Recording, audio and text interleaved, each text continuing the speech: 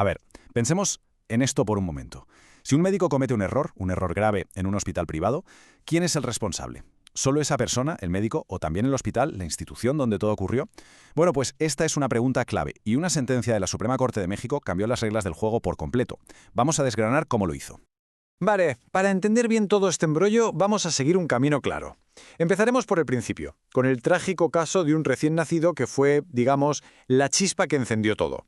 Luego nos meteremos de lleno en el meollo legal, en la gran pregunta que se planteó.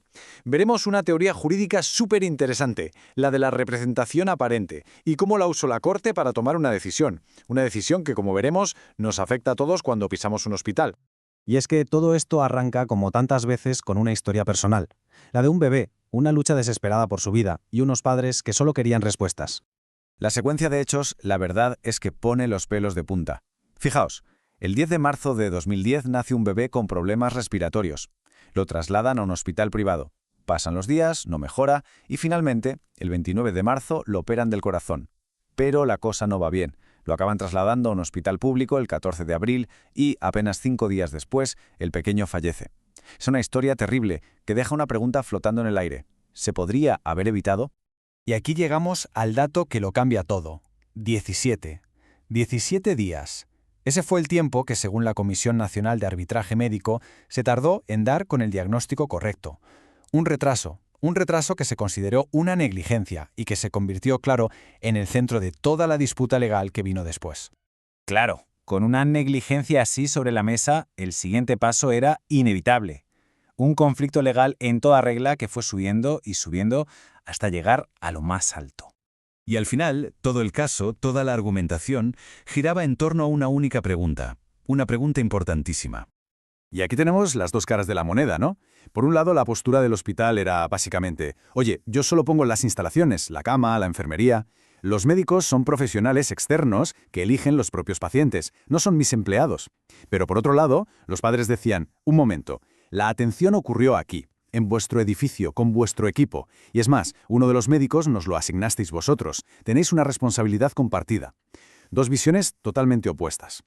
Entonces, ¿cómo se resuelve este choque de trenes? Pues aquí es donde la Corte Suprema saca unas de la manga. Un concepto legal que es fascinante. Se llama representación aparente. ¿Y qué es esto de la representación aparente? Pues, dicho en plata, es muy sencillo. La teoría dice que si para el paciente, para la persona que va al hospital, ese médico parece parte del hospital, si actúa como si lo fuera, entonces el hospital no puede llegar después y decir, no, este señor no es de los nuestros. Lo que importa es la apariencia, la percepción de quien recibe el servicio. Es una idea muy potente. Y la Corte no lo dejó en el aire, ¿eh? Fue muy clara y dio ejemplos concretos de cuándo se crea ese vínculo. Por ejemplo, si el médico pasa consulta allí de forma regular, si se le ve siempre por las instalaciones, si trabaja allí todos los días, o, y este es el punto clave en este caso, si es el propio hospital el que te asigna a ese médico. En todas esas situaciones, ¡boom!, se crea esa representación aparente y la responsabilidad es compartida. Así que, con todo esto sobre la mesa, la Suprema Corte ya tenía todas las piezas y dictó una sentencia que de verdad fue un antes y un después. Y fijaos en las palabras que usó la primera sala de la Corte porque son demoledoras. Dijeron, y cito textualmente, que la existencia de un contrato no puede servir de excusa para limitar la responsabilidad civil. ¿Por qué? Porque lo que está en juego son derechos como la salud, la integridad física o la vida. O sea, un mensaje clarísimo. Hay cosas que están muy por encima de la letra pequeña de un contrato. El razonamiento de la Corte fue, la verdad, impecable, y se basó en varias ideas. Primero, el tipo de contrato que tenga el médico con el hospital es irrelevante para el paciente. No se le puede pedir que se ponga a investigar eso. Segundo, los hospitales tienen un deber de vigilancia. No pueden ser meros espectadores, tienen que garantizar la calidad.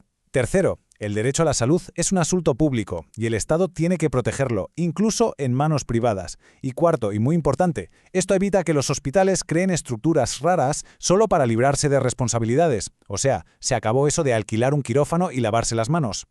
Muy bien, ya hemos visto el caso, la teoría y la sentencia. Pero, ¿qué significa todo esto en la práctica? ¿En qué nos afecta? Pues el resumen es este. Y es un cambio de paradigma total. Los hospitales son corresponsables. Tienen una responsabilidad directa por la calidad y la seguridad de lo que pasa dentro de sus cuatro paredes. Ya no vale esconderse detrás de los contratos de los médicos. Y esto tiene un impacto real, muy tangible. Por un lado, se refuerzan los derechos de los pacientes, que ahora están más protegidos. Por otro, se obliga a los hospitales a vigilar, a estar pendientes de la calidad de la atención que ofrecen. Deja claro que la salud está por encima de cualquier tecnicismo legal. Y sobre todo, da una vía clara para reclamar, tanto al médico como a la institución. En definitiva, se busca un sistema más seguro y justo para todos. Al final, este fallo va mucho más allá de un solo caso. Lo que hace es ponernos sobre la mesa una pregunta fundamental para la sanidad de hoy en día. ¿Cómo se reparte la responsabilidad? ¿Dónde acaba el deber del profesional y dónde empieza el de la institución? Es una cuestión de confianza, de seguridad, y es una reflexión que desde luego sigue más viva que nunca.